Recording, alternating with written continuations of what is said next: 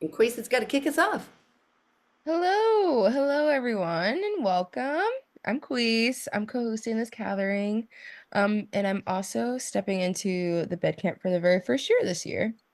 This is my second burn, and I'm very excited, and I'm already feeling the magic of what this space is. And tonight is a little celebration of magic for that. So thank you so much for showing up. I wanted to briefly touch base on what BED is. BED is a space that is rooted in culture of consent being and advocating for it to be the 11th principle at Burning Man. It is a respectful and radically inclusive environment where people come to feel safe, learn a few things, and just be. From the playa to the beyond world, BED really holds a space for connection, consent, laughter, and education. And there's also a little bit of fun in there too. All right, and I'm going to pass this over to Momo to give a little bit more briefing on why bed is a camp. Yeah, thanks. Momo? Appreciate that. Oh, good, I'm off mute. I'm going to share my screen just because this helps me with my own organization. So, as Queese was saying, BED is a civic camp. We get our tickets from emergency services. Let's see, where's my present? Bam! And we have been around since 2004. It originally started as a postering project where we went around to all 1,000 plus portos to put our consent messaging, which helped someone back in those days who came to leadership and said, I have been essayed. And leadership said, that doesn't happen here at Burning Man. So in response to that, they created BED. And over time, BED has gone through different iterations. We used to do BED talks where we would have our campers, just volunteers that would come out and talk about the concept of consent in your camp, where now we have switched that over to the BEDucator program, which is a 2 hour long training program where you create your unique consent policy. Most people have very burnery ways of doing it. It's just talking with Hornycorn and the really fun ways that they made their own videos to talk to their own camp. And it makes it normal to talk about the concept of consent. It doesn't just have to be sex, but it also includes sex because we're explorative at Burning Man. We have a problem resolution process. We call it the consent enforcement process. So that way we know we can give a, hey, how's it going if we feel like we're the capable individual. A teachable moment, which is just verbalizing the boundary for ourselves and another. And then going into the concept of removal, where that doesn't have to be you, but knowing the resources where it might be over your head, your camp lead's head, where you have to go find a ranger, maybe go to the survivor advocacy team or medical. We are just an information hub and peer support when it comes to the topic of consent. And it doesn't work unless we have people who sign up for this BEDucator program, which we have lots of BEDucators here who are going to be talking about their story today. So I'm not going to be eating most of the time. We did want to go over just foreshadowing what this meeting is expecting out of you. So it's being recorded. Before we started the recording, you changed your name, your video, so that way when we put this online, or if you haven't done that yet, please do so. Reach out to us if there's any portion of this that you do not want in there, and we will edit it out. We want to respect your autonomy in anything that goes online. So stay as long as you can. We want to support our speakers. They've prepared 10 to 15-minute talks for you because what we wanted to do was humanize the impact that this BEDucator program has. It doesn't work if we are just a camp ourselves. We have to have people participate in this for it to work and make our community safer. We do ask that you stay on mute unless we ask you to come off mute for whatever reason. It might be myself or the speakers. And please be respectful if you're in the chat or if you're asking our speakers questions. We don't want to go into the really hard hitters. If you have questions like that, please reach out to Danger Kitten, who's the Bureau of Erotic Discourse, or myself, and we can talk offline if you're having some serious conversations that you would like to go over. So today is about our speakers and our BEDucators who have done the program. Does that make sense to everyone? Got a thumbs up. We like it. All right, and we have a chat. So Danger Kitten, who's the Bureau of Erotic Discourse, is our chat moderator. So if someone does forget to go off mute, they'll be silencing you. And if anyone's getting a little rowdy, we're going to put you in timeout. But the chat is something where if you do have something to say and you want to interact with people in the group, put it in the chat. Be silly, go grab a drink, go grab some water. We want you to have a good time and learn something from the people who have done this program. So we have an exercise within our BEDucator program, and the Bureau of Erotic Discourse, BED, the D is discourse, where we like to hear the words from our community. And this is an exercise directly out of the BEDucator program that I'd like to do with you guys if you want to participate.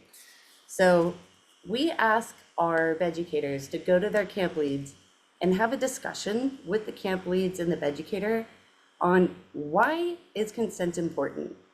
So if I can ask you guys to come off mute, and I'm gonna record your answers. Don't judge my spelling. So why is consent important to us? Creates an atmosphere where people are not scared of being assaulted or having their rights and safety violated.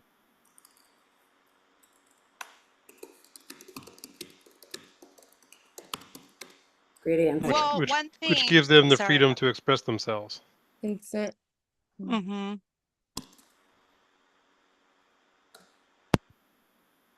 The Who else? freedom to choose, to have a choice. It creates boundaries.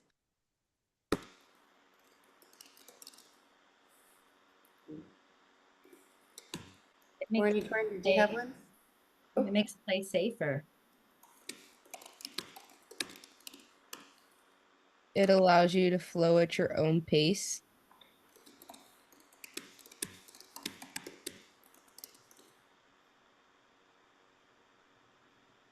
Corny, did you have one? Well, part of it was said the freedom to express being a part of a BDSM camp. Just consent is important also because we're consenting to each other, feel comfortable in who we are in a lot of ways that we wouldn't be in the default world. I know that part of consent really helped me heal personally in my body, community, and sexuality. It helped me feel more accepted. So just the consent from the community in general really helped. These are really great answers. It makes sharing certain kinds of art possible. Full expression. That's so appropriate coming from you, Sean T. French. Okay. Is there anything in the chat? I think because it creates belonging, and belonging is like a foundational human need. So it's that foundation that generates our capacity to connect. Great. Okay.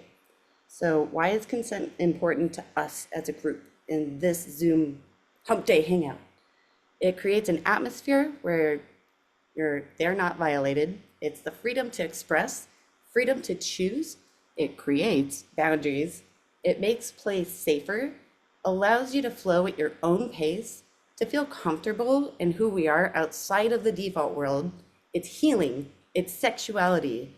It helps to feel more accepted, and it makes sharing certain types of art possible. It creates a belonging, and that's the foundation for our connection. I appreciate you guys participating in that because it shows exactly how simple it can be to start talking about what ideas that we have surrounding consent. And typically in the BEDucator program, we'll go into what is consent, but today, what we're going to do is listen to other people who have taken this program or who have helped create it. So Queese is going to introduce our first speaker, who is a very close friend of mine who helped in the creation of this BEDucator program and has the embodiment of a beautiful, beautiful piece. Okay, so we are gonna is it, one second, lost my notes, pardon me.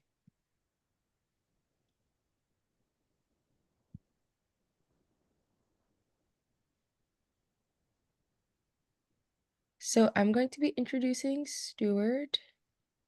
Is that? Shanti French. Sorry, Sean, a part of me. All good. My notes have. Okay, I'm honored to introduce our first speaker, the brilliant artist and longtime collaborator, Shanti French. Hey, thanks, y'all. It's really an honor and super important to me to be here. BED is super dear to my heart. And as I just briefly said, I think so important for us to be able to be who we are and feel safe doing it.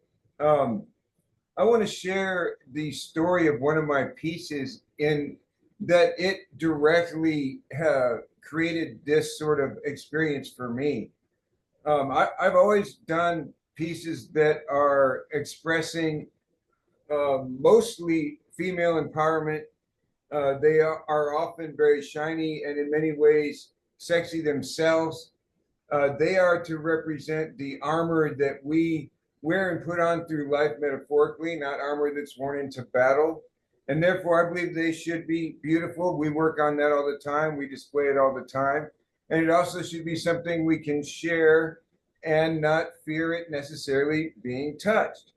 And so I had been thinking about the subject of my work in making many of my works and was making a piece several years back. I'm not going to be super great on years. They all blend together, but I'm thinking it's COVID-ish time. This piece was very, very influenced by our dear friend Momo and some other things that were going on in her life. The piece ended up being first influenced by some of her personal relationships and was originally called The Kiss. And I had it at several different places. And during this time was also experimenting with another piece that I called Descent, which is essentially a full female form extended out as if maybe she's coming through the atmosphere. In public places, I started noticing that this piece in particular would come back with fingerprints, sometimes even full-on damage in a lot of, its private areas. And I thought that was just kind of interesting, like people feel like that's something that's okay. Is it okay because, it's an object, or is it only happening because it represents a form like that? During this time, I started playing around with the idea of publicly experimenting with pieces to see if it was more likely that people would, for instance, touch them when they're alone, or would they want to handle them inappropriately because somehow that was, to them okay. During that time, I was spending a lot of close time with Momo. We were doing a lot of different things. We had a lot of events going on. And this was sort of the background thoughts in my head that was inspiring a lot of my pieces. During that time, unfortunately, and I will give a warning to anyone to this, but there was an involvement which we pre-talked about being able to mention with Momo of a essay that was really heartbreaking and really hard for us both, of course, but really hard for Momo. But it was just unbelievable and right there, and things shifted. In that moment, the piece that I was working on was about something else. It was completely now about the idea that we get to display our armor, whatever that is, whether that's, pasties or, it's a loincloth, whatever that is, or not, and not have to fear being touched or being harmed for that. That's when I changed the piece into calling it Don't Touch, and started having this piece around at BED, but then also at Walter and at other events with the name very clearly on it, Don't Touch. Again, and wanting to continue a little bit the experiment that, would this at all affect people's, touching of it? Unfortunately, I have to report that it didn't. For the most part, calling it Don't Touch and having the name on it, it still got touched in those ways. I even played around with different lights and even electrical shocks at one point just to kind of see what would happen. But it made it very clear that, it's something that has to be worked on. It's something that has to be remembered, re-said, re-talked about all the time. And so for me, in my art, I want that expression to be, very upfront. I want it to be out there. You almost need to get that understanding before even understanding the rest of the pieces. And so the idea of don't touch is, completely behind that piece, and that's what it represents. And it became, to me and possibly to Momo, if not other people, sort of a representation of bed, and always will be. It's just so important. And again, it to me is the prerequisite for really understanding most of anything else that I do.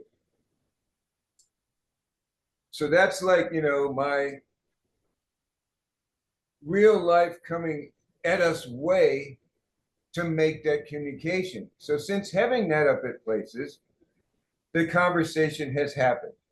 So for years now, Don't Touch has been at Bed at Big Burn. It's also been at Sororo Man and other burns. It has completely opened up conversation about everything having to do with it. It's not always just telling this story. A lot of times I'm very brief about that and get right into bed things, but it does work for that.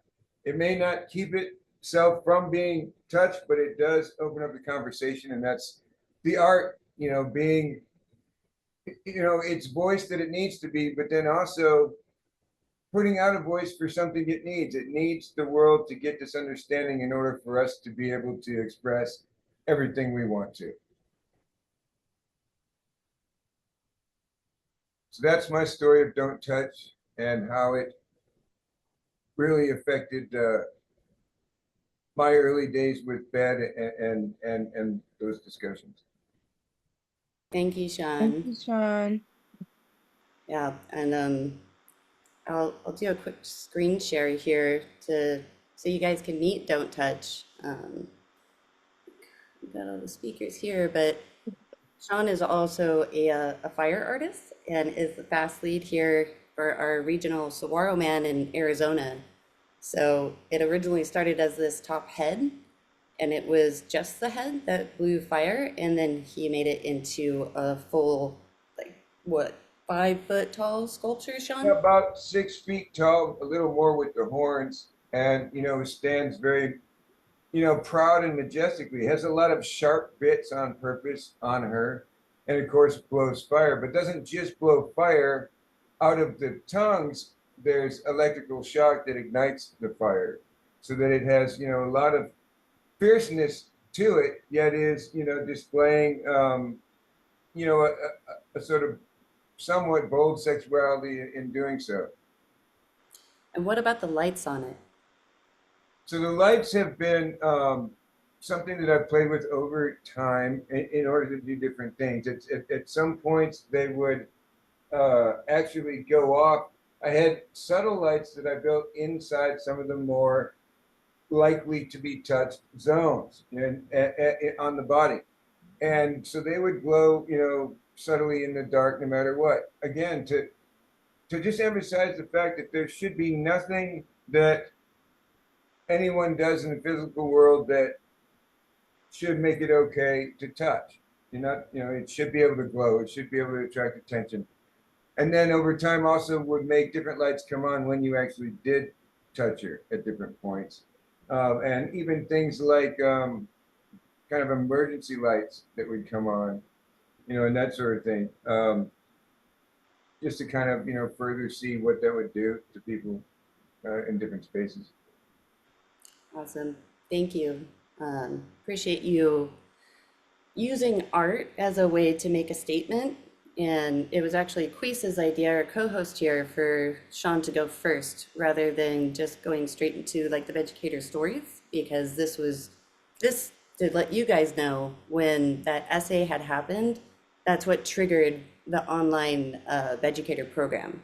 There was something that needed to change. And I did a talk at our regional burn in the overalls that I was essayed in that said, "But what were you wearing?" And they got burnt in the temple.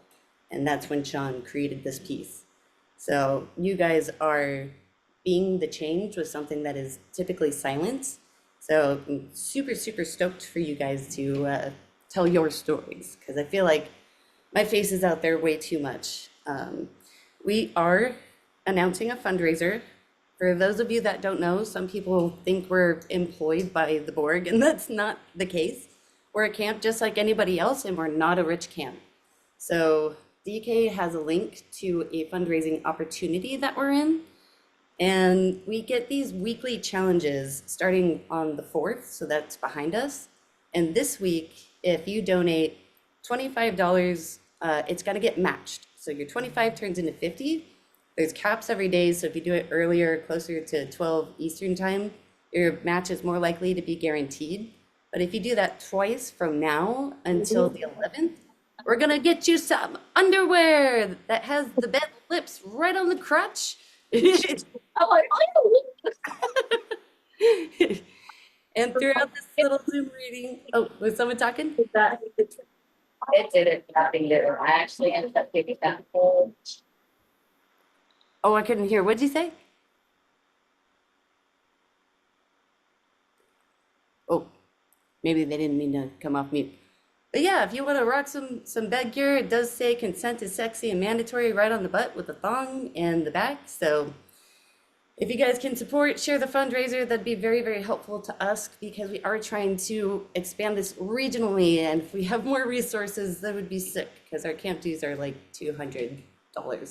Real quick, I want to just say again, thank you, Momo, and like thanks for, that your huge part in that, in that story. I just want to reiterate that, we have voices and we have to figure out where they are. And, for me, in that moment, there, we definitely felt, scared, frustrated, didn't feel like a voice, and then realizing there was a voice, it is heard. It's important to know that, like, it is heard and it has been heard, and I've had the discussions and I've talked to people and they've come to me because of it. And so art can be that message too. Yeah, like what is Burning Man without art? And then Sean, before we move on to the next speaker, what's something that's going on in your camp that you would like people to come to? Well, on Tuesday night, we're going to have our big party. So I'm with Disorient this year, no longer with Walter, of course. And that's going to be at 2:45 in Esplanade. There, we're going to do a big kind of like a My Fire Night celebration at 7 o'clock, or as soon as it gets dark, after 7 o'clock, with a lot of art cars. So if you want to come out to that, that should be pretty cool. I think one of the Desert Hearts DJs will be there if that matters to you. But that doesn't matter as much to me, that part. And then I'm going to be with a piece partially you can see behind me in Celadus at Center Camp as part of a show there with some other Arizona burners that is talking about sort of the fear of AI stuff. I'm representing humans' fear of it, which is very much on my side because I do everything very much with blood, sweat, and tears. I have the fear of it, but yet I get that it's something we probably need to get our heads around. It's an interesting performance they're going to do on Friday night down at Center Camp at 7 o'clock. And so that should be pretty neat too. So burn brightly, y'all. Thank you, Sean. Love you. Love you. Right, so we have a whole lineup here today, and coming up next we have Kinkabell. And I don't want to take away too much from your story, but I was Kinkabell's bed buddy, and I was very, very impressed by them, by her. They come all the way from Australia, and when they first did the BEDucator program, it was their first burn. And they wanted to do something that was impactful and meaningful, and they didn't just do the BEDucator program. They brought it all the way back to Australia, and I'll let Kinkabells talk about what they have been doing out there. So I'll kick it off to you. Thank you. Yeah, so it was really exciting for me to go to what we call the Big Burn, and of course I wanted to participate because that's how I get the most enjoyment. And I'm a clinical sexologist, psychotherapist, and very long-term person who earned the name Kinkerbell through lots and lots and lots of performances in and around fetish and kink and all of those kind of things for years. So it was a natural place for me to just slot right in. And it worked so well. And I felt so empowered to bring such a fantastic program to our camp. And I could see that it was 110 people all really getting it and then using it, and gave people structure where before they didn't have structure, even for taking the art car out.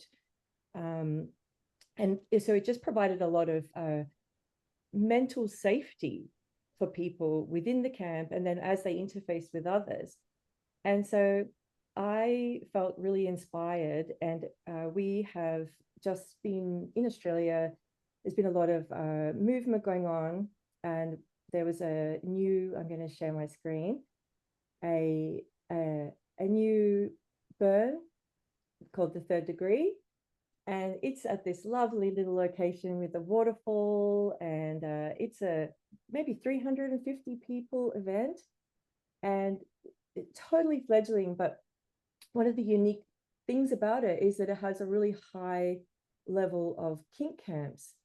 And of course, that means that a lot of people have sophisticated levels of understanding of consent, but then they're interfacing with people who are new, who are coming in, and then the activities that people are participating in are also somewhat sophisticated in some ways. So having that requirement for everybody as they come in to actually embed consent as community care.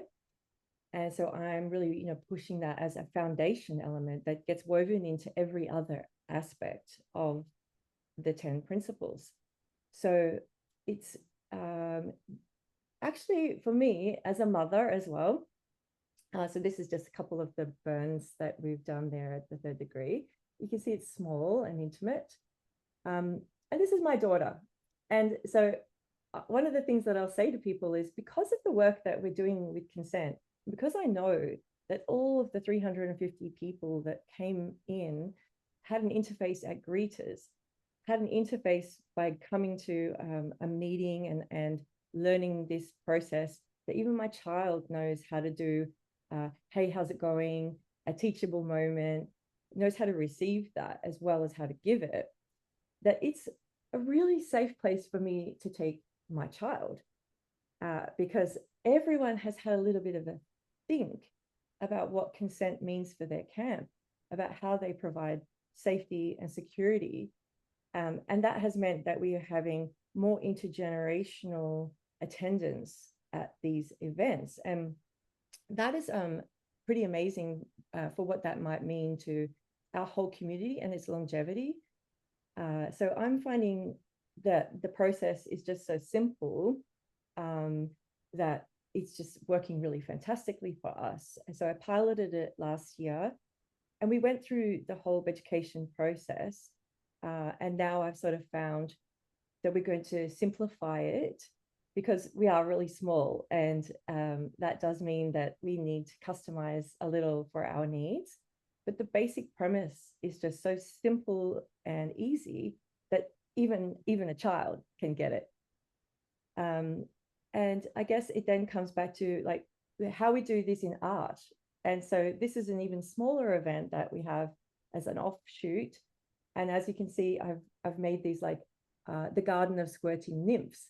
And this is a way of bringing into fun, exciting spaces radical concepts. So I invited people to bring in their used sex toys, and I invited them to put them as a kind of offering to these squirting nymphs. And then it's by the poolside. So instead of sex education happening the way that we have normally had it, which is like school, where it's all about fear and STDs and unwanted outcomes from sexual engagement, it's this sparkling, bright novelty. And I'm having to constantly tend these squirting nymphs. And as a result, I'm listening to conversations and having really engaged conversations about what does it mean? How do we do consent? How is it sexy? How do we, why do we use this toy? Why do we do this thing? What is that thing over there? And in a really curious, open, expressive way. And that's probably one of the things that I love the most about bringing the foundations in for shared conversation, because the minute we have any kind of shared capacity, we have that capacity to expand our connection, and bringing that into light spaces, into playful spaces, into spaces where people have much more capacity for learning is definitely my passion. So it's working really well for us, and now it's starting to develop into how we're going to think about that as leadership. Where are we going to utilize consent for pleasure activism? Like, how do we bring in the notions of pleasure into volunteerism? So it's that consent is the core unlock for all of these other things that bring even better and more meaningful connections. And so they're all the things that we are working on a regional level right now. Yeah, totally loving it. That's for me. Thanks so much, Teresa, for your share. That's beautiful. Thanks. We absolutely love it. Awesome. Is there anything or any events at your camp that you would like any other burners to participate in? Well, I'd love to invite you all to come to Australia to the camp where I am at, which is at the third degree. So it's one of the newest regional events. And in Australia, we have a few of them, but this one is just so beautiful. And it's really, 350, 400 people. So it is something that we are, sorry, I'm just getting interrupted by dogs and children.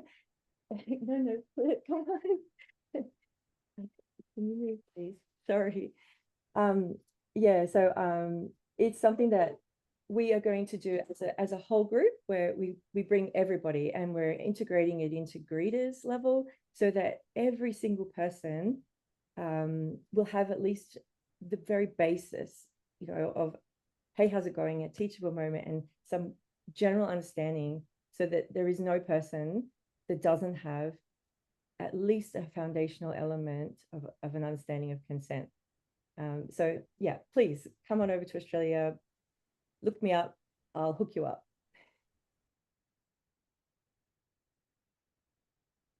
Perfect. Is there anything else that you'd like to share with us this time? Anybody have any questions at all? No? Okay, great. So I'm going to be introducing our next speaker, known for their fire in both name and presence. This next BEDucator brings heat from the Barbie Death Village. We're going to welcome T-Fire. Thanks, everybody. I'm so happy to be here. I am a huge fan of what BED does. I mean, words really can't convey just how much. So I'll tell you a little bit about my camp and how we work with BED. I guess our camp story. So I'm part of Barbie Death Village, which some folks know really well. It's been around for a very long time. It's a great camp. Historically, also a really fucked up, misogynistic, shitty, unsafe. Oh, like I have a lot of words about what Barbie used to be. There were great things about it. There were some bad things about it.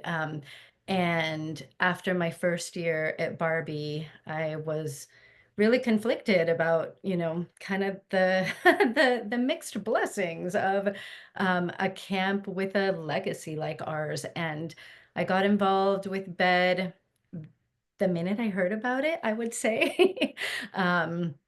And have been kind of a BED zealot, I'd say, ever since. And we quickly got some other folks from our camp involved in BED. So we still do the village and subcamp model. So I run a subcamp called Deadbeat Club, which is, it's like consent home base for Barbie. It is big time, our 11th principle, and we have worked really, really hard to change the culture. And so one of the things that really came out of the just immediate inclusion of the BED principles and the BED teachings at our camp was it gave, a like a truly dusty camp, right? That was kind of set in its ways, a mechanism to move past all of the ways that we were stuck. And so we created our 11th principle. I'm going to do a screen share here so you can see what we did here. So this is what I'm going to show you is this is the website for Deadbeat Club. This is the 11th principle page.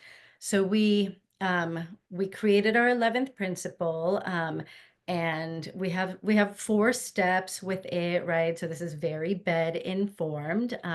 So we define what consent is, and then we define it a little bit more. And to us, it's really important to talk about all aspects of bodily autonomy, right? This is hugging, dancing, ingesting, what have you, right?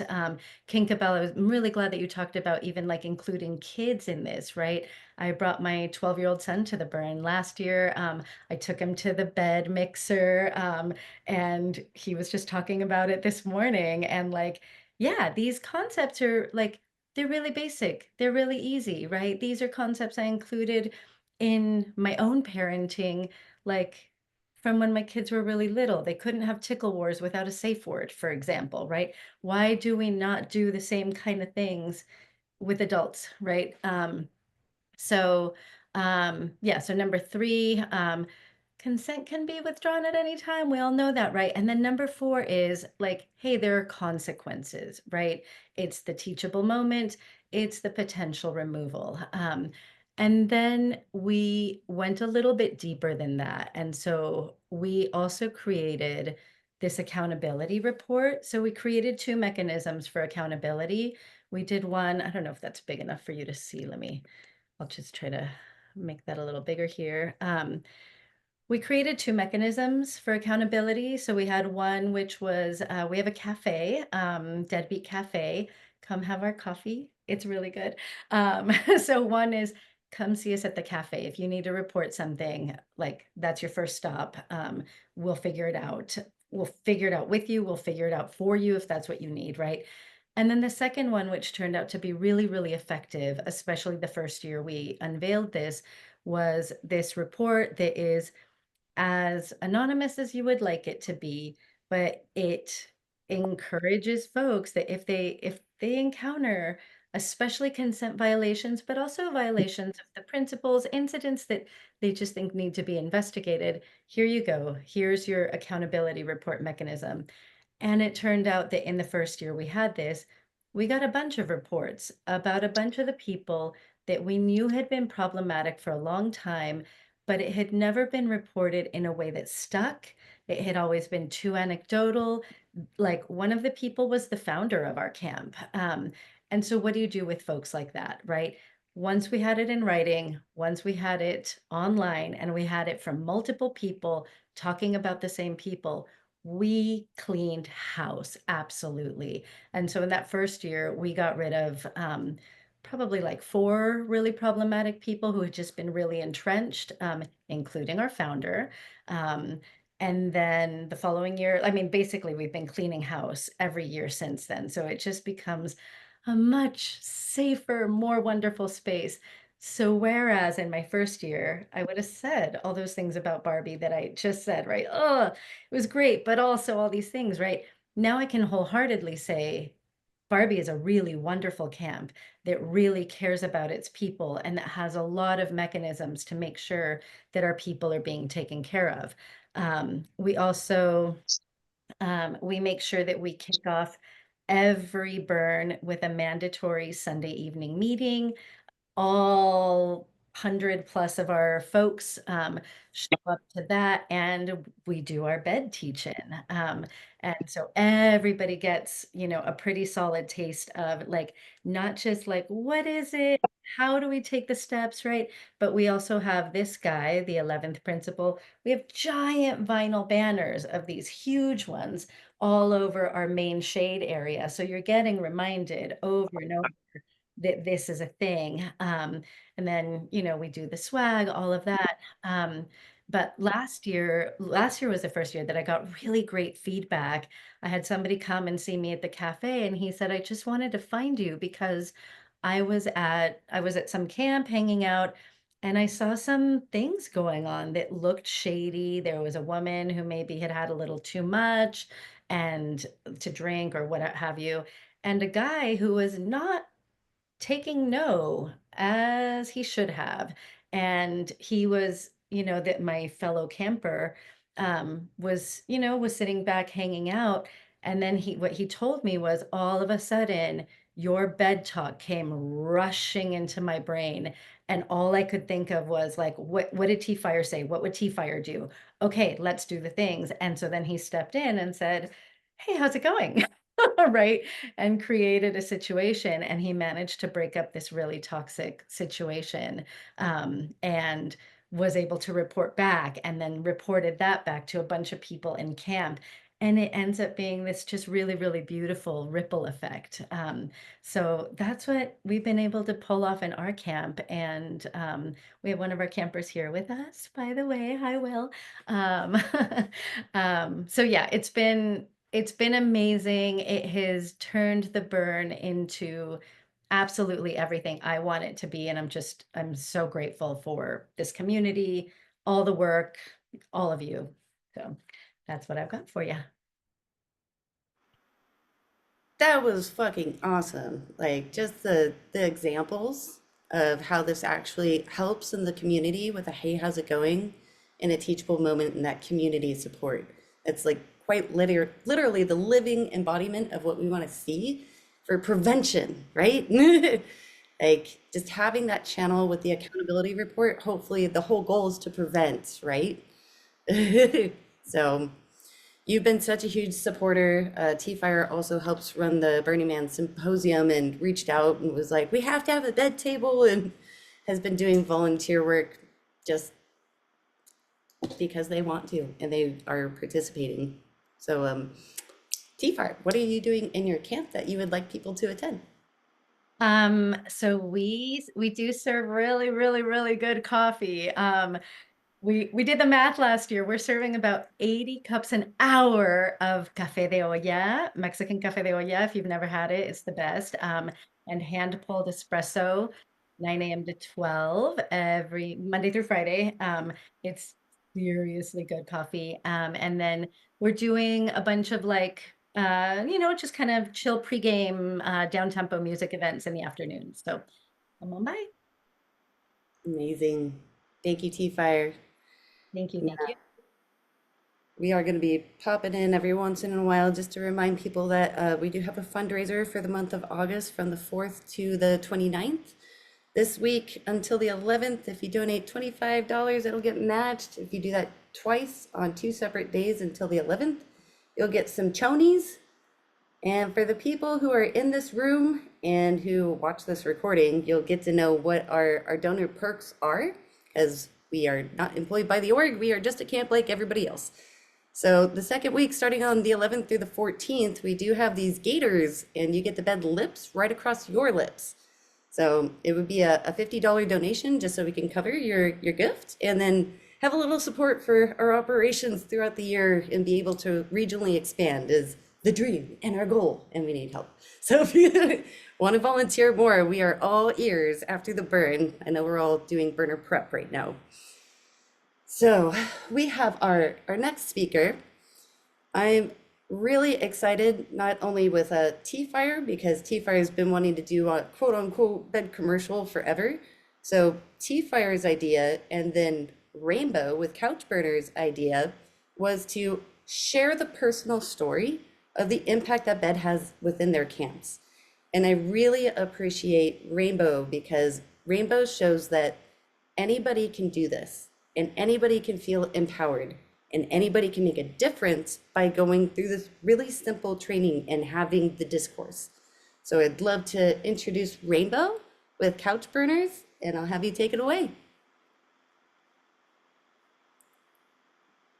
Hi everyone, I'm Rainbow, and this will be my 7th burn with I'm with Couch Burners. I'm one of the pod leads. I'm from Alaska. That's where I'm at right now for the summer, but I live in Seattle.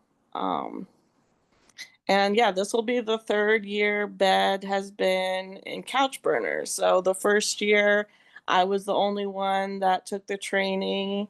And then something happened where we really need Bed in our camp. And then all the pod leaders took it last year, and then almost all the pod leaders taking it this year. So last year, I think she's in here. Helen was the co-lead with me by being consent lead, and then she's taking a year off, and then someone else is helping me this year. But Bed has really personally impacted me because it's really helped me. Because we did have a scenario. Oh, I'm sorry, I should have said trigger warning. So trigger warning now. Sorry. Um, so we did need to use Bed in our camp. So the the first year we had it, I was the only one that took the training and gave the talk. But it wasn't like super fresh on like everyone's mind. It was a brand new thing. So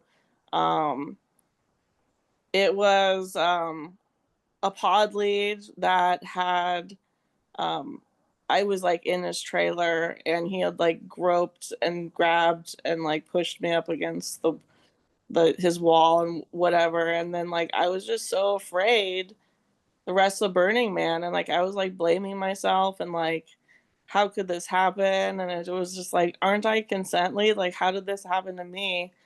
And then it wasn't until after Burning Man where I came to Lanessa and Momo. I was like, something did happen, like, but I just didn't really want to mess up the vibe. I didn't want to get anyone in trouble. I didn't want people to be mad at me. And then it was just like, no. And they just like immediately said, like, I believe you. And that was just like such a pressure off me. It was just like it was amazing that people like were there to help me. And then I went and told other people in my camp, and we ended up voting the person out of camp. But I wasn't the first person this evil person did stuff to. 2 more people came forward and said, me too. 2 people. So I was the 3rd person at Burning Man that they had fucked with. And then it just progressively got worse. So it was like now we really stand with like, don't suffer in silence. If you see something, say something. We don't want anyone to go through what someone, Helen and I, went through. So now we're able to like use our story, and like we don't want this to happen. Like we want our camp to be like the safest place possible.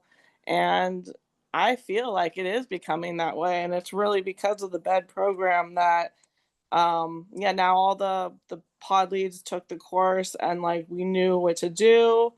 We now have like a anonymous box. We have nightly meetings with our pod leads, with like all of us together, so we're able to like talk about like things that are happening. I just feel like because of Bed, like our camp is way more like closer and tight knit and like respectful. And like after I've given my the Bed talk, we do it on Tuesdays.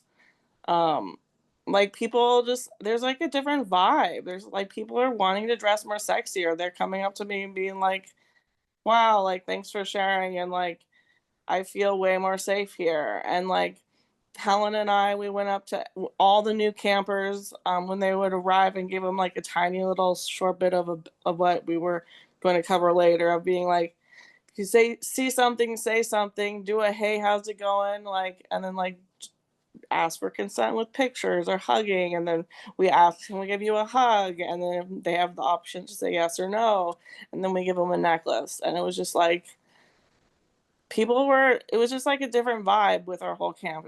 It was really, really cool.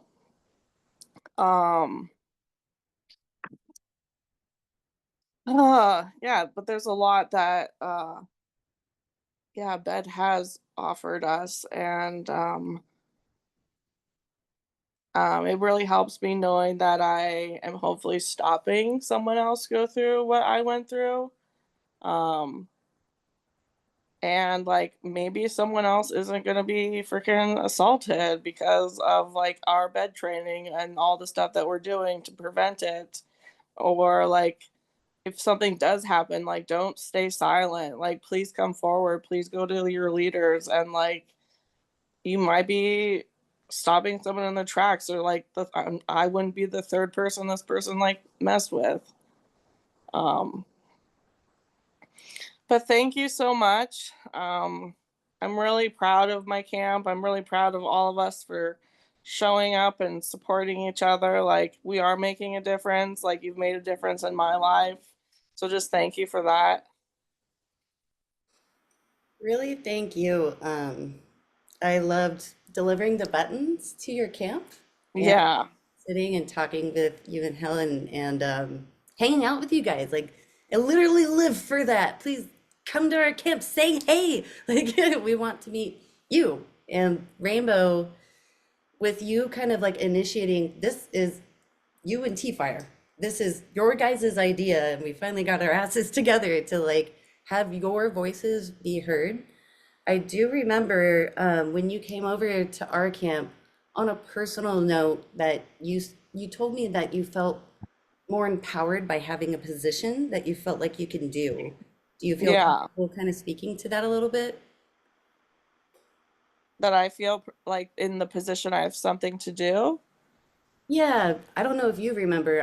I totally remember, but you came through and you're like, "Man, I have X, Y, and Z going through my life, and sometimes I feel like I It don't." has given me a job. Like, yeah, it has given me a purpose and a reason to be here and show up. And like, um, yeah, like I have struggle with a bunch of shit on a daily basis, but I mean, bed's there for me. And like, I feel like I have like a job to like be there and be there for my camp and other campers that might need this space. And just being prepared and knowing what to do, because not that many people have gone through this training. More people need to do it, and it would be a lot safer place at Burning Man if we did. Mm, Thank you so much. Yeah, thank you. thank you. Really appreciate you initiating the idea with T-Fire. And is there anything that Couch Burners is doing that you'd love people to come over to? Um, So all the time that's happening, we have like a bowling alley, like a big pool table, a bar, DJ. But on Tuesday, it's our meet and meet. So that's when we do our camp meeting and then the bed talk. And then we have like a huge like grill out to like hamburgers, hot dogs, sausages, ribs, all the meat you can think of. And that I think that's around 7 o'clock for the actual food. But on Wednesday is when my pod's doing it, actually Tuesday night. So we're gonna do shock collar karaoke. So that's karaoke, but you wear a dog shock collar and someone in the audience like keeps buzzing it when you're trying to do a karaoke song. So that's fun. Like come for that. Like yeah, so that's right after meet and meet. So you can like have dinner with us and then get shocked. And then so the next day we're gonna do like a spa day, and like I'm doing bringing a bunch of like hair clips and bows and stuff. And then my co-pod lead Kristen is doing a Wordle game, I'll be and we'll there. have a lemonade stand and a bar inside. So yeah, come on by Wednesday or Tuesday to eat with us and get shocked. Well, thank you so much, Rainbow. Thank you for your share. That was very powerful. I really loved hearing your journey through that. And thank you so much for advocating for yourself. Yeah, thank you so much for inviting me here and letting me share. Like, it gives me a purpose right now. Like, so many people showed up, and now, like, hopefully, we're helping people. It really makes me happy. One person at a time, or more than one. We can only hope for the best. Yeah. So next up, we have Stuart. He is a bed buddy. Excuse me, they're a bed buddy who's all about building bonds and supporting our family with heart. From Bed Camp itself, welcome, Stuart. Thank you. Feel free to call me he all day He. long. Yeah, so honored to be here. Momo, DK, Queez, thank you guys for doing this whole thing and getting us together. Sean T and Teresa TT, T Fire Rainbow, amazing stories. Rainbow, I love your vibe, 100%. And just a side comment, you're shocking people. I did a stand-up comedy show where I made the comedians eat the hottest tortilla chip on the planet as they did their set. So it was almost the same kind of reaction. So I love that. And I love, especially like you, and I think it was T Fire talked about your stories and taking the power back, you know, and whatever happened there and whatever happened to you, taking the power back to that, I think is amazingly powerful. And I think that's a huge part of what BED is doing. And I just admire everybody who's involved in it. I think we are making, I don't know if I should say we, it was a couple of years ago. I'm here to tell my story. It's a couple of years old, but it's making camps safer. So I applaud all you guys. Thank you for everything you're doing there. My origin story is Sean T mentioned and Momo mentioned heading to the temple to burn these overalls that had these horrible messages on the overalls, and I was with her as we did that. We walked across the playa together and did that, and that was not the first connection I had with Momo. I've known her for a few years, but that was a lot of the introduction for me. It was very hard to hear her do her talk up on stage in those overalls and eventually peel them off and take them and then burn them in the temple. That was very powerful. And then in 2022 was my first burn, and I I know that I had to go to the bed talk, which was Sunday night. So I had rolled in there with my crew after driving literally for like 30 hours. We didn't stop. And then we get there on Sunday morning, stay up all day Sunday, go to bed camp and listen to this amazing talk that Momo gave. Really demonstrated what consent is.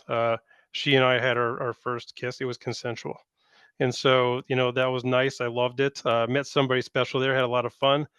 But that just really opened my eyes to everything that BED was doing, and decided the very next year to do it because I think I had talked to DK in 2022 about possibly joining BED, and I had some other ticket available, and I just was like, man, I better grab this ticket I've got available to me now. And so I still feel like maybe I made a mistake, but my 2022 burn ended up so good. I hung out of bed pretty much. I think that they were sick of me. I think, why are you back here again?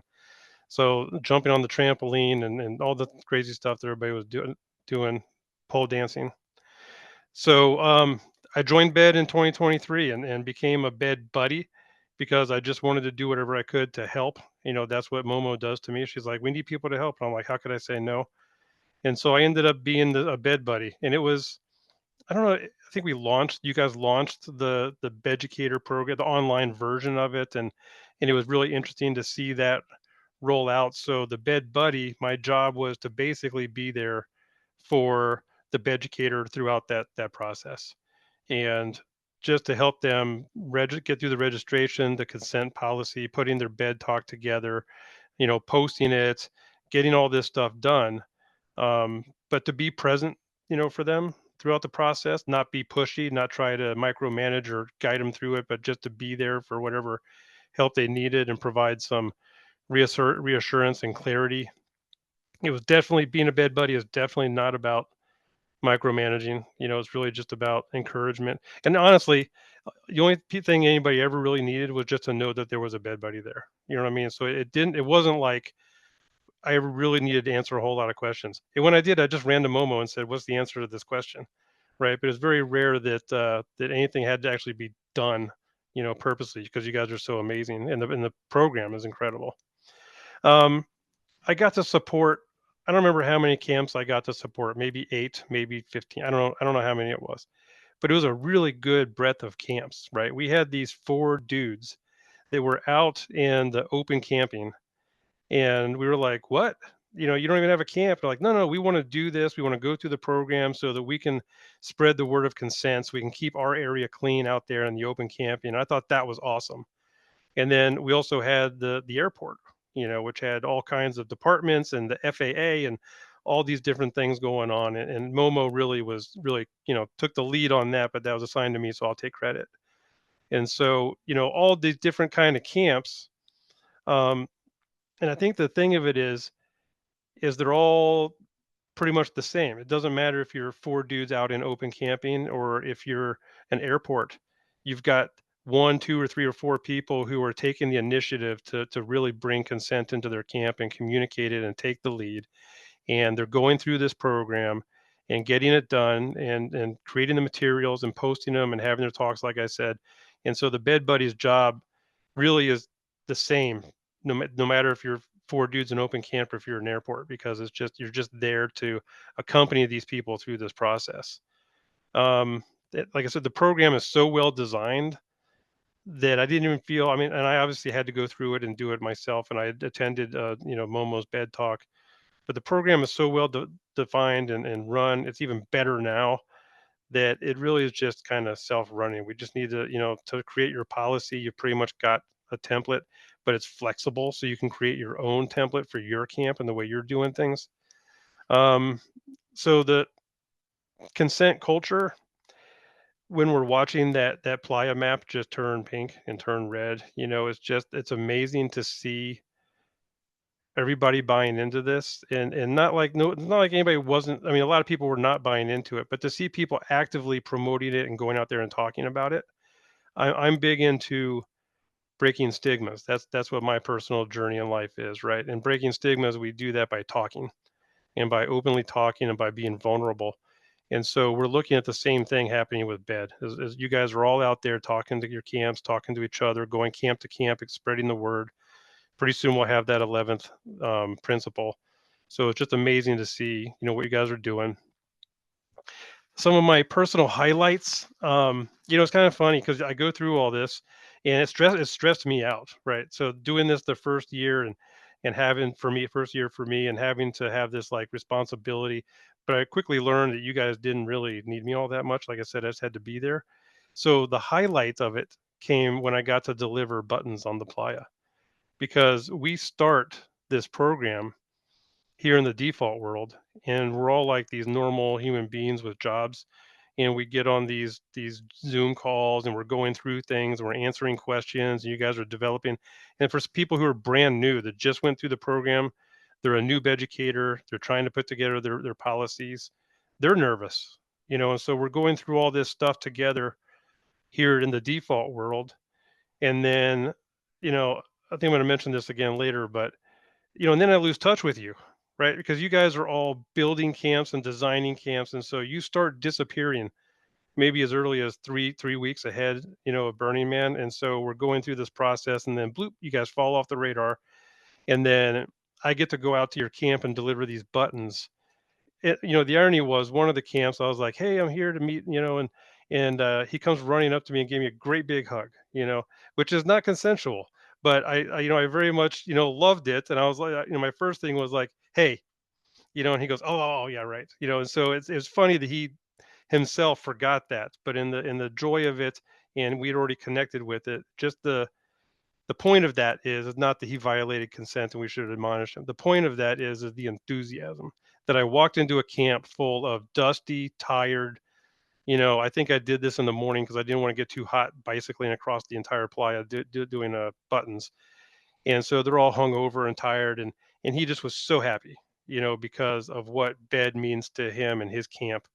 And so that was probably my biggest joy of going through this whole program, was not just watching you guys develop all your policies and doing your talks, but it was people out there on playa implementing it. Like we heard from you guys, and what you're doing with your camps is just so remarkable, how you've turned a misogynistic camp around, and how you've turned horror stories into a positive, which I think is like one of the best things we can do as humans, is to take something horrible and turn it into a positive and help other people. So that's fantastic. Yeah, the process, the templates, the whole process just works so great. And I mean, your value that you bring to it individually is human connection and reminders and encouragement. So when I can just be there for that, that was really my point. the enthusiasm around. I mentioned the nerves already. Really, it's just being present as a, I guess, sick of the word holding space, but that's kind of what it's like, is just kind of holding space, just so people know they've got someone to lean on.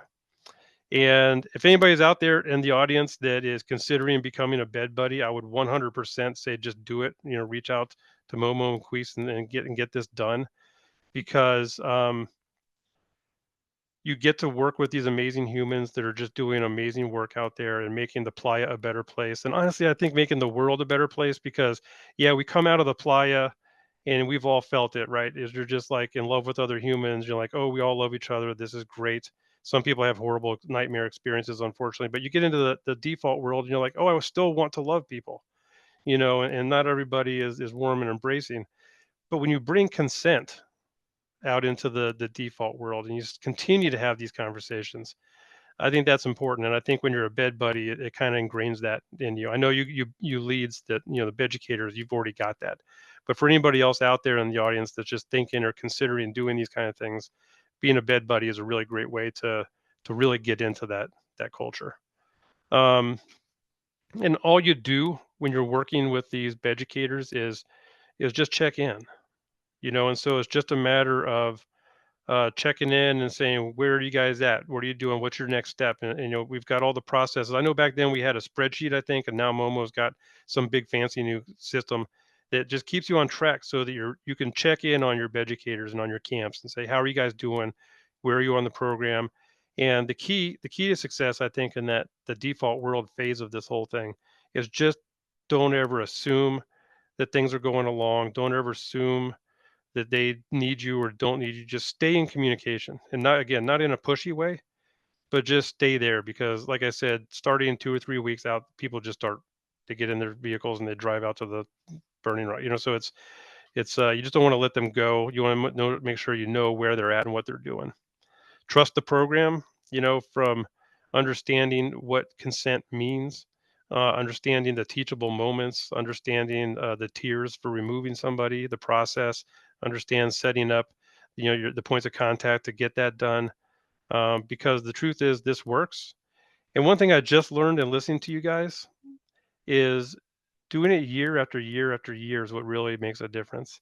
That first year that you implement these bed programs, these policies, and do your talk, you're not as confident as you can be, right? And then the people are not, and they're like, oh, what did she say? And then you're on like the famous Wednesday when everybody's all pissy, right? And then something's happening and your brain's just not quite there. But when you do this 2 or 3 years in a row, now you've made it a habit. You know what I mean? You've made it a real part of your culture, that consent culture. And so that's when I think the magic really starts to begin, is you've really integrated this whole thing into your culture, into your camp culture. So that's just do it like these people have been saying, do it year after year after year, because you are part of something bigger, um, helping embed this into your culture. So I'll finish up with one other thing, bring up Sean T. French again. It's amazing, when I got to bed camp last year, in 23, I rolled in like at 2 a.m. So it was, just me and one other person awake to put me where I go. But there was don't touch, and I walked up the first time to look at don't touch, and Momo came up to me and said, don't touch. And it really affected me. You know what I mean? I know it's this amazing piece of art, but to be at bed camp and to be called don't touch and have the sensual power of this amazing sculpture, um, I highly recommend it. I think I heard that she's going to be out there again this year. Go stand there and just look at her and say, don't touch, and just feel the power of what bed is all about in that piece of art. So that was powerful for me. So a bed buddy, again, not about control, it's just about caring and being there. I think that consent is really a container for freedom and for healing and connection. That without consent, we really can't have all that. And just thank you, Momo, Queese, and the whole bed team. I'm getting there. All you BEDucators are just amazingly awesome human beings. Thank you for everything, and encourage everybody out there to participate in bed. And consent isn't just a policy, it's a practice, and it starts and continues with all you guys. That's it. Don't ask me what my camp is doing because I'm not going this year. You're just gonna make me feel bad. Well, how about the other art that you do? Because when it comes to talking about topics that are maybe a little bit harder, like consent, we have trigger warnings for this group and the topic that we are talking about, SA. What's something that you do that you bring awareness to, Stuart? So I bring awareness as to trigger warning to suicide. So I lost my son about 10 years ago to suicide, and I do a talk. I had the honor of doing the talk 2 years in a row at Center Camp, and I talk about, I do a little bit of comedy. I talk about that tragic day that we lost Ian, and I talk about my work with psychedelics and my grief, and finding my power back through psychedelics and neuroplasticity and all that good stuff. And really, the whole point of it is to talk, to be vulnerable, and hope that other people will see my vulnerability and then turn around and be vulnerable themselves and talk about their own stuff. And then when they talk about their stuff, we break stigmas. And when we break stigmas, hopefully people won't die. And so that's the art. I have a hard time putting the word art on myself, but that's the art that I like to carry. So thank you. It is art, and you are saving people. Thank you, Momo. Fact. Love you. Love you too. So I really appreciate that you came on as a bed buddy, and I know it was a couple of years ago. I actually see a few more bed buddies, so I'm one, Queese is one this year, and we have Agent G, see you guys, thank you for being here, who has talked to you guys as educators, and it really is something super simple, and I have the chat up. Kaya, if I'm pronouncing your name correctly, I'm sorry if I did pronounce it wrong. To become a bed buddy, that is a volunteer position within Beds Camp. And what we have done is, now that more people are going through the BEDucator program, once you fully beducate your camp, we have been opening it up to beducators outside of our camp. Because realistically, we're kind of like within our own fishbowl, right? Like we created this thing, everything that's in the BEDucator program, we did ourselves, including the consent enforcement process and removal of our own leadership. So there isn't a single aspect that we haven't done that we're giving to you. And we piloted it in my professional life in a venue that I used to manage. But if you get your camp fully beducated, you rewatch the program, you get familiar with the workbook, you can be a beducator for the following year. And just a heads up to our Bed Buddy system, we're getting close to the burn and getting into the dust. We're closing it down tomorrow. So if there's anybody that's like, wow, I have no idea what bed is, sign up now, because we're going to physically print the bed map and update your bed map, please. I know it's a little bit different from last year. And if it's confusing, please give us feedback. I did it manually the years before, and I have this amazing partner that created a automatic bed map. So I'm not changing every single section every time someone changes their color. So I love that you want to be a bed buddy. It's so much fun. The connections that you get to have with the other beducators and just figuring out what's going on in other people's camps, like coffee or karaoke shock color.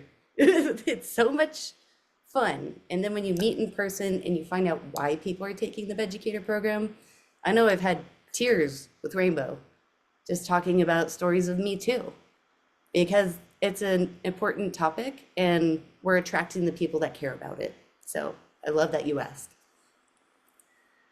So again, sorry to kind of be a commercial here. We are a broke camp. Going to give you guys the inside scoop on what the bonus challenge is for our 4th week. This week you get underwear, but on the last one, we do have a sticker if you donate $25 between August 25th and August 29th.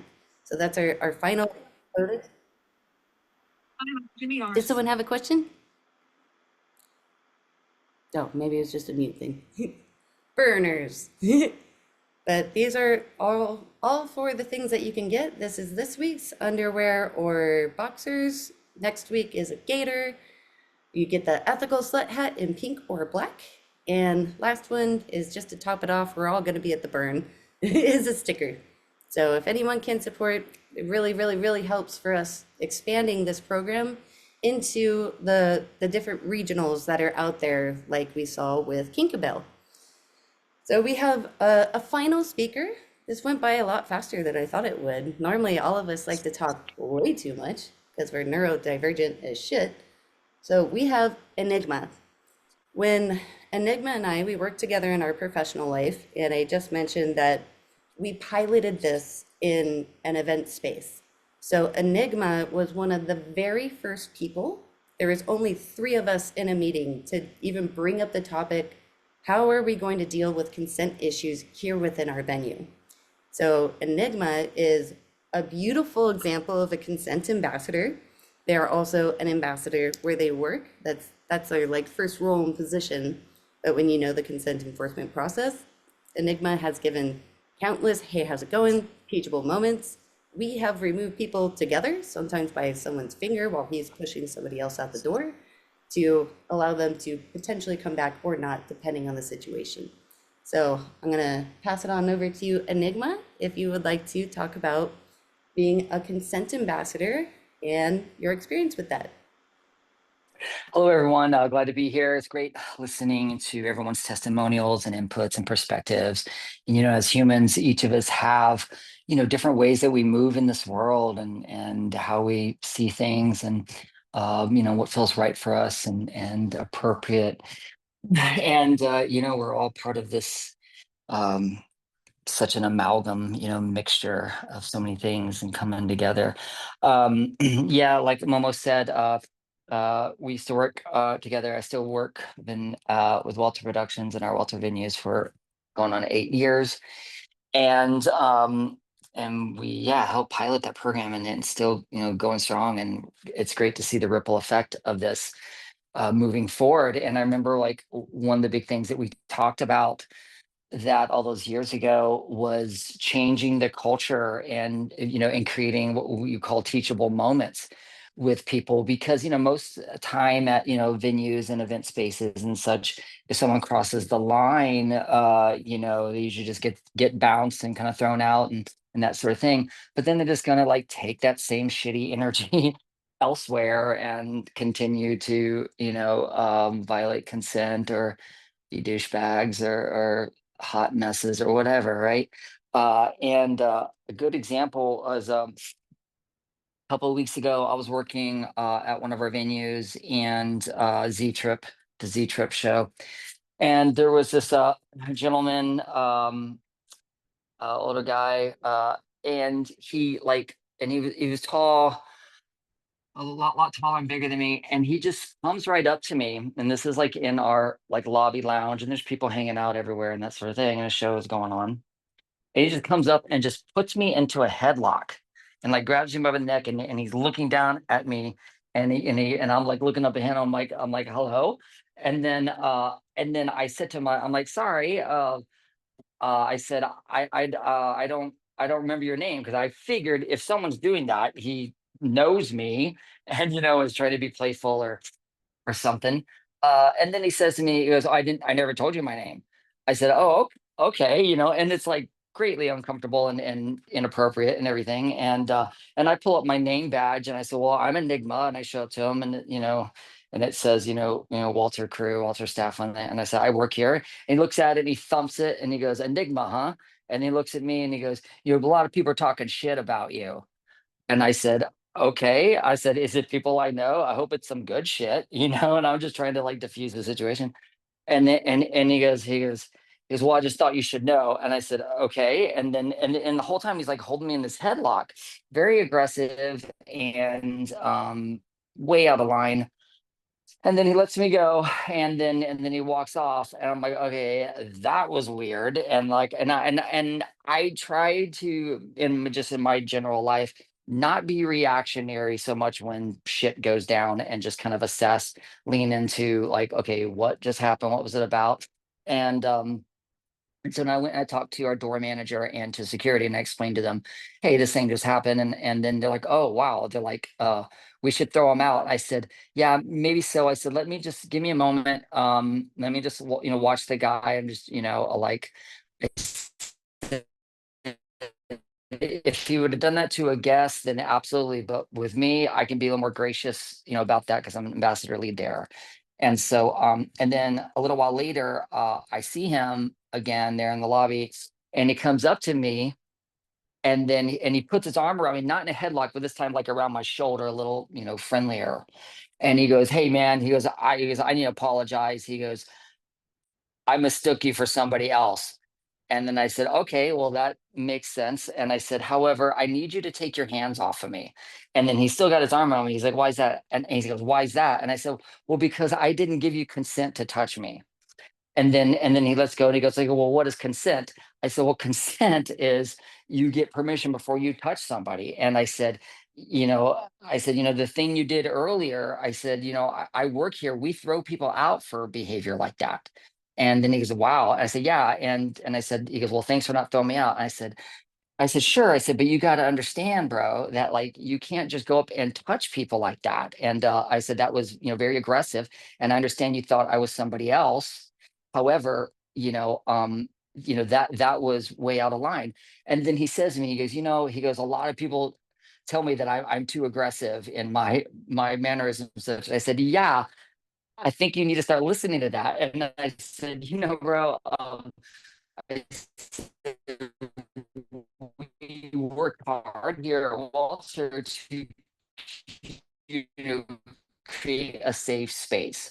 And I said, "What you did was not a safe action." I said, "If that was anybody else," I said, "your ass would be on the street." Sometime I said, "Security and our door manager knows." And I said, I said, "Apply what I'm saying. And as you move forward, just be mindful of that, bro." And he totally received it. And some of my coworkers were around watching this all go down, and they're like, "Dude, Enigma, like you handled that way better than like, the rest of us." Because like Dustin, others, they were ready to just throw this guy out. And rightly so. But like what we're doing at Bed and what we're doing at the Burn and other places is we are trying to improve the culture. And that's the thing that I keep as my compass heading, for all this, because, we're humans. People, get fucked up on drugs and they're tired and the things, and they can, cross the line, but when we remember, how we are trying to be and create safe spaces, places for connection and community and expression, there's room for all of that. And even just like having grace for each other and others when the line does get crossed, and try to redirect it into a teachable moment, and not just hit the road, douchebag. And so yeah, that was a recent example of that. And just wanted to add that story. And yeah, grateful to be going back to Burning Man. I do work for the org. I'm a city tram driver for the Burner Express. So if you ride the Burner Express bus in, I might be picking you up, dropping you off around the city at the camp. I'm also a fire artist and performer. Sean French and I have a group called Art of Flame. So we do stuff throughout the year and around the country with that and our own individual stuff. And I will be having my fire art at Red Nose District, performing with Fufu Ha for the Big Foos Ball on Thursday night. And that'll be wild and crazy stuff to see there. And also at Camp Mystic with the Lucent Dossier experience. And yeah, I'll have my fire art set up there for our big Myth Opera of Awakening Dreams show Friday night. So if you guys on Playa, come around and check that out, and hope to see some of you and say hi. And let's have a fantastic burn and just love one another and be chill and be cool. Thank you, Enigma. If there's been one thing that's been asked for with the BEDucator program, it's already 2 hours long in our attention spans. It has been specific examples. And that was a very specific example on how there's gray area, right? Like if someone seems to be crossing the line, if we're doing prevention work, then if they get kicked out, then they just have the sour taste in their mouth without any explanation on why they were kicked out. Giving that grace in the way that you did it and knowing your position. There's a reality if you're a man, a woman, non-binary, how many people are around you? How capable are you? And I know you're a really capable human being, where I think that was really powerful, because When it comes to these consent issues, I don't think I've ever heard any two that were similar. Each and every one has been very unique and difficult to navigate, right down to the consent ambassador. And you went to your resources, you went to security, which would be almost but not quite the equivalent of what we have at Burning Man, which is our rangers. Or if you need to go to medical, and then we do have the SAT team, the survivor advocacy team. I do want to let you guys know, this is a change from 2024 to 2025. There will be rape kits on Playa. And if you need one, or if someone needs one, you can go down to the SAT team and they will get you taken care of. If you don't want to do it at Burn, they will take you to Reno. So that's really important information for us to know, if you can spread that word around. Man, you guys fucking rocked it. I'm surprised we went through as fast as we did. And big shout out to Queese. It's Queese's first year camping with Bed and second Burn, hosting this whole thing. This is brand new. We haven't done this before. And Danger Kitten, I call Danger Kitten my left nut, the co-president of Bed, doing chat moderation. I can't do half the things that Bed does without DK. So really love you guys supporting our speakers tonight. You guys did incredible. I'm really, really grateful for you guys voicing your experience. And we do have time. I didn't think we were going to, but DK, if you would like to kind of see if there's any questions and answers for the speakers who are still here. I know people like Jim and Enigma are busy working on art literally right now. But if there's any questions that other people have for any of the speakers, DK is going to manage that. Does anyone have any questions? A lot of appreciation for all of the speakers, and just a lot of appreciation shared for the people that are taking a stand on Playa and like making a difference in all of our lives. And I also often like to think about the ripple effects, because like I bring home into the default world like what I learn at Burn, and I think about like how far this could be spreading. It's not even just the tens of thousands of people that are at Burn. This affects the way that learning about consent, what I have, it's changed the way that I interact in all aspects of my life and the way that I talk to people. So this can have really far reaching effects. So I think it's just a lot of appreciation for all of the speakers and everyone who's getting educated for their camps. I have a hand up over here. Let me pin you so that we can see you, and go right ahead. Yeah, thanks. Because one of the things that I didn't speak on, but one of the things that I really appreciate about the model is the way that it deals with power differentials. So oftentimes in Australia, then it might be, we have just a tiny community, and then someone has bought the speakers and the decks, right? And that person now has a whole bunch of social capital. Or like T-Fi was saying, they're a founder, and they've got some sort of special privilege because of this power differential. Or it could even be, that it's within a kink style scenario, and they have numerous people who they're topping. And so by nature, there are consensual power dynamics. So these types of power situations or theme camp leads can really lead to scenarios where people don't know how to report this. They don't know what to do with that type of information.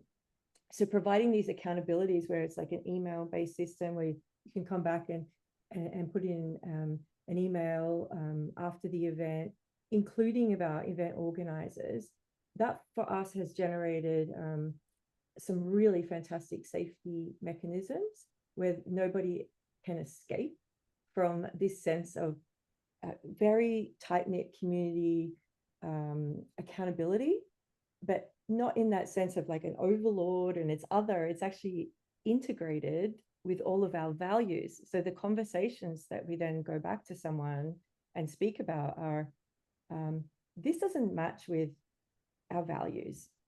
Those behaviors aren't matching with our values, and the teaching moment then becomes a values-led proposition, and we can provide education, And then, you know, some of those bigger conversations about, do we exile or do we bring in closer and provide more support?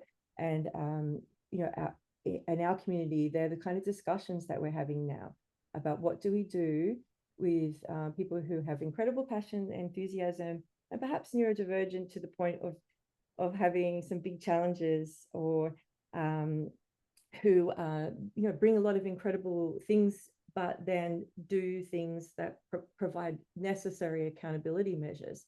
And those discussions didn't have foundational structure before, but the BED program has provided ways of navigating power dynamics, and that's just incredible.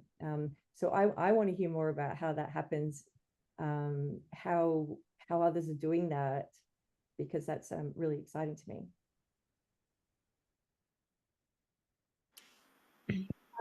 For anybody who is educated, do you have a camp conduct lead or camp culture lead in your camp?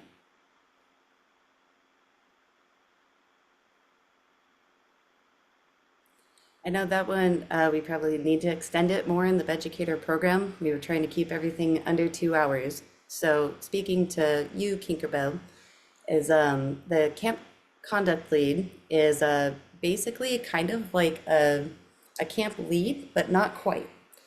So what they do with the accountability reporting, your camp leads are going to receive those, right? But what if it's about a camp lead? We've heard that, T-Fire, then you don't want that person to read it, right?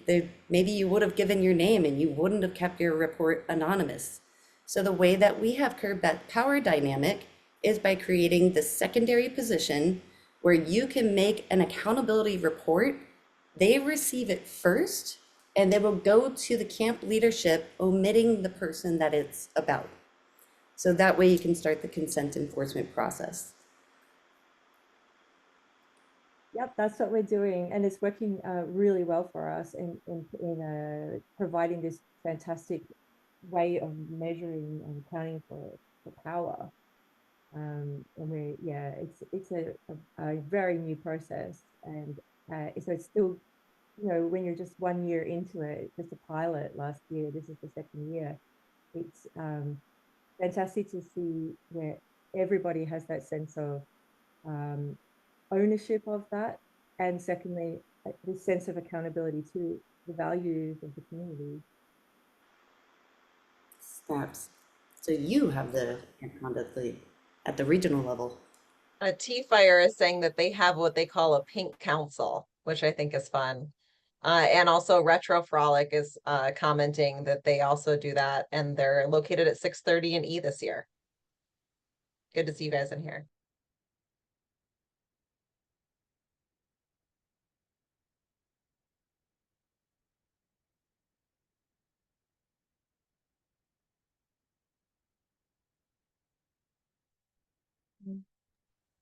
I don't have any additional questions that I'm seeing in the chat. If anybody wants to ask anything, go ahead and drop it in the chat, or we can I have a close the- question actually. So, first of all, everyone's been saying my name correctly. Queese. Thank you. Love you. But I wanted to ask Stuart, I put this in the chat. I don't know if you've seen it in a personal chat, but I had a question about your share when you mentioned that a lot of the bed buddying is really just for guidance and kind of support. When you get on Playa, what is the best way for you to keep in contact with your educators in that way? Like for me, I don't know where everyone's camp is. I know what they're called, but I would have to like go in the book or on a map to like see where they are. So I would love to. Okay, somebody's waving their hand. I know. The best way if you want to meet the camps that you're the educator is go deliver the swag. Okay. We Yeah, but it's just like everything else. There's no going to find somebody on Playa. Yeah, Right. it's kind of strange because as a person who is a bed buddy, I speak to people directly through their phone number, but I don't know what they look like. I've never seen their face. Yeah, when you walk up to I the don't. camp, you just ask for Yeah. them. You say, "Oh, hey, I'm looking for T-Fire," and they're like, "Oh, she's right over here," and then they drag you over and you find them and you get connected. But it's just like trying to find anybody else out there. It's hit or miss. That's really kind of what I was hanging on to. Like, I like texting my educators and like keeping in the loop with them there, but I was trying to figure out maybe if there was a better way to connect with them on Playa. I think delivering the swag is a good idea. I do think it is a hit or miss with people being actually at the camp. Also, I don't know what they look like. So maybe I could ask if they're in a bigger camp, who knows if their camp member knows what they look like. So I just Also like what they look like today. You know, people yeah, look so true. different from day to day at Burn, you Like know. I They wouldn't could look have a like unicorn head. They could, you know, who knows? yeah, like maybe today they don't have any clothes on and I've only seen them fully shrouded or something, you know. Agent G, Agent K, can you speak to that? Yes. We also have our other bed buddies here as well, Agent G and Agent K. So cute.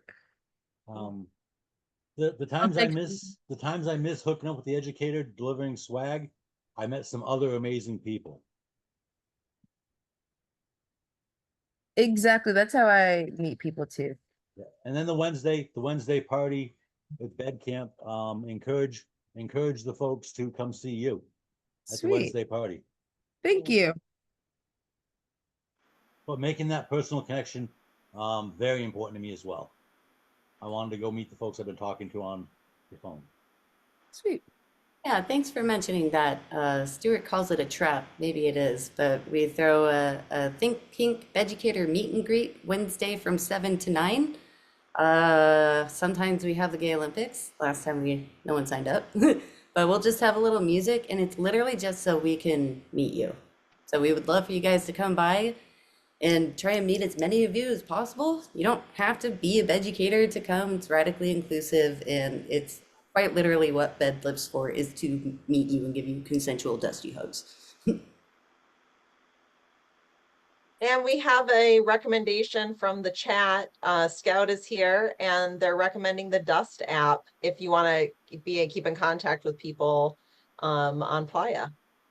That is a great app. I used the iBurn app last year with a compass, and that really was how I got around for most of the part until I figured out the number system. So that is also a great resource as well, the Dust app. And you can save camps. That also is very helpful on those apps. You can save camps.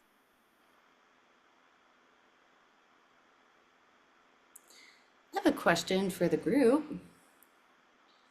What's something that we can do better?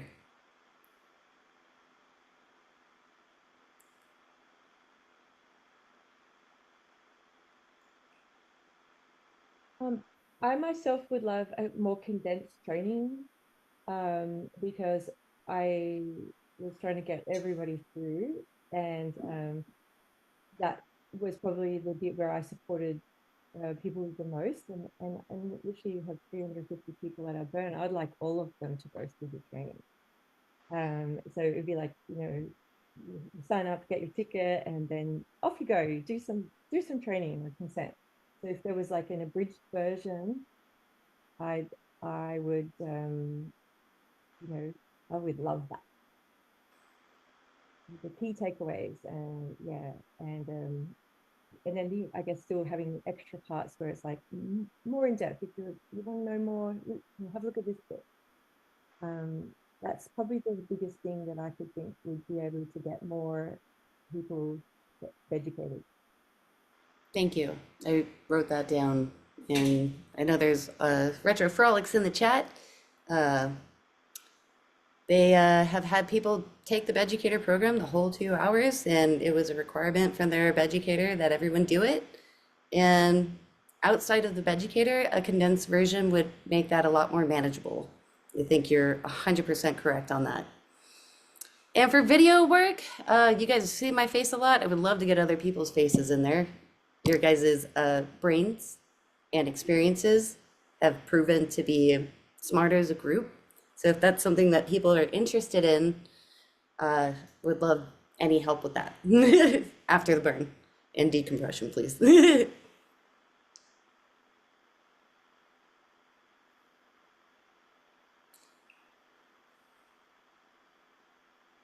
And I do see Louise loving to see that we're at regional burns. Yes, we could use some help with that too. Bed has a board of 6 people. We call ourselves bedheads. We need other people doing this at the regional level, like you've seen with Kinkabel. And it's a lot of work, and we need help, and we need support in hands. We can't do this ourselves as a gift for the whole world. We have been, but we can't make that sustainable forever. So whoever smelt it dealt it. You asked the. We've got Dr. Z with a hand up over here. Dr. Yeah, I Z, just go wanted ahead. to jump in on Momo's question. First of all, I wanted to say this was amazing. Everyone did such a great job. I learned a lot. It was really fantastic. So thank you to everyone who presented and to everyone who organized. If there's one thing maybe Bed could help with, like I wonder, we've all heard that consent is the 11th principle. Is there any way we can get the org to make it official? If it was actually printed in the tickets in the survival guide, make consent something official as well. What can we do to convince them to bring it on board?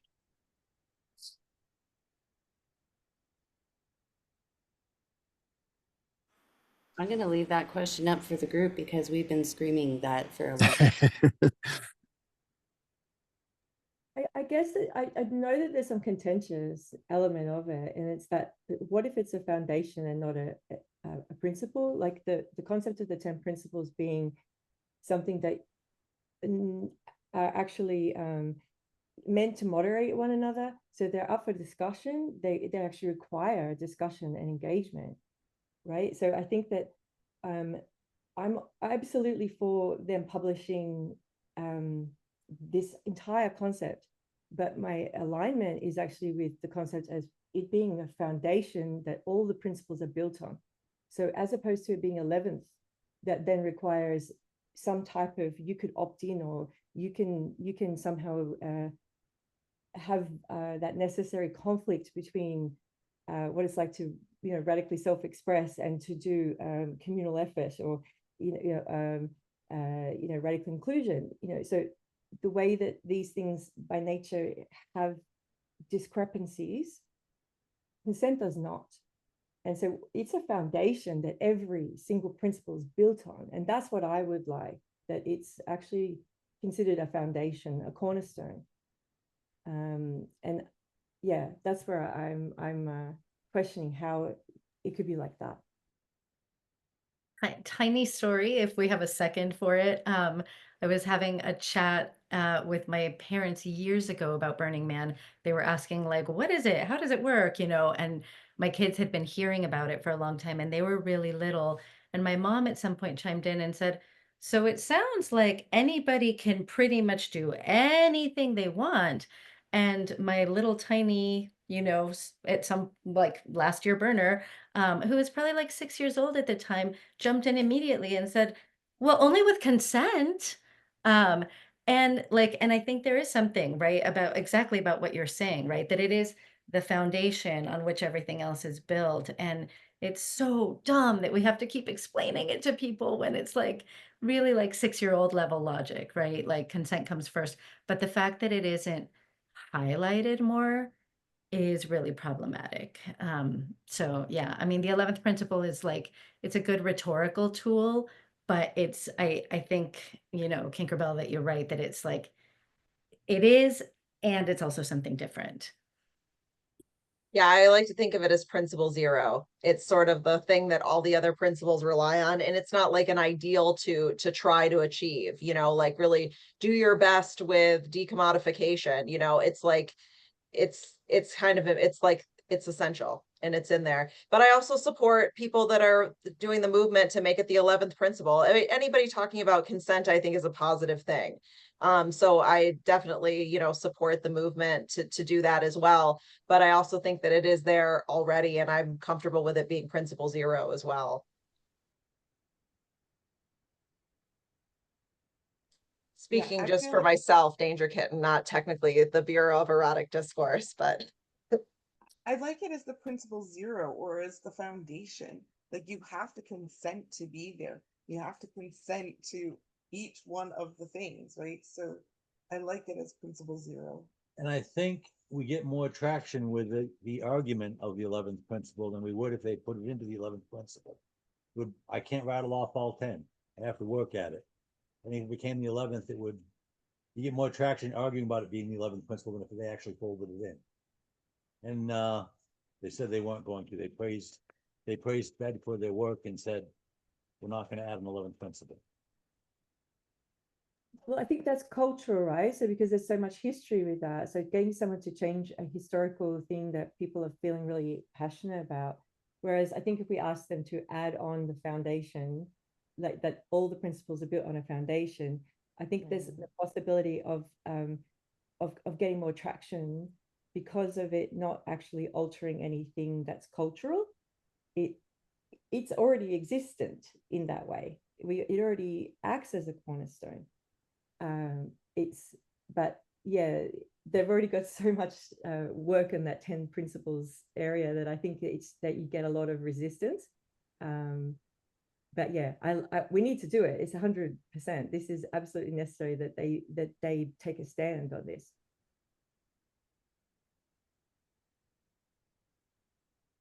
I really liked hearing you guys talk to this or speak to it. I also believe it should be principle 0. I know Africa Burn has a different definition of the 11th principle, but the 0th would stick. You made a good point, Agent G. I don't know how to do that. If the whole design of this was to not go from the top down, but the bottom up, starting with one burner in the camps, and then we're focusing on regionals because we're stronger in numbers, and the people that we're actually trying to protect are the people that we're camping with. Like, we wanted to save the world and save the Burning Man culture and save the burn, and then we had to focus on saving our camp because that's what you have control over. So if you're doing your part, it's kind of like making sure we're not leaving poop on the ground. Like, you guys are doing it as leaders, and it's totally possible. You just heard it from the speakers. And those are some really good questions. And hopefully if the numbers are pushing it up towards the top of the pyramid, that's kind of the design. And I'm glad that you asked that. Thank you, Dr. Z.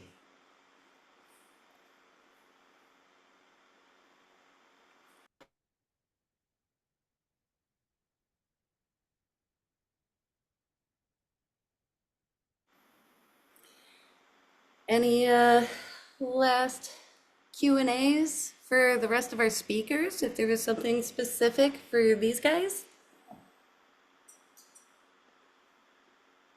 Or in general? Who goes under time? This is weird.